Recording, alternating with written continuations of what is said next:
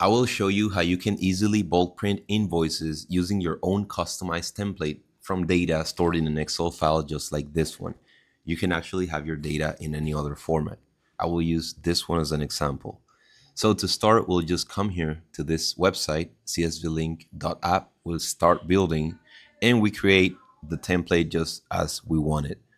I already have mine. Here it is. And then what we will do is we'll load data. Click here, load data.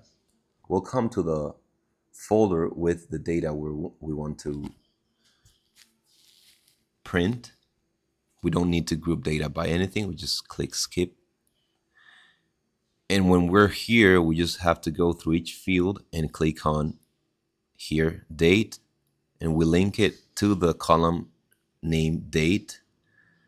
And we do the same with all of the other fields. So we just have to link this column headers to the fields right here.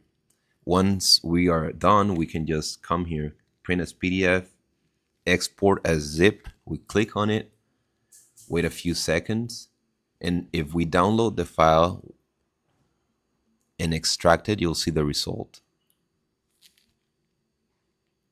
So as you can see, we have multiple PDFs created. We had 12 rows in the file. And each one of these files is actually an invoice for each row in my Excel file.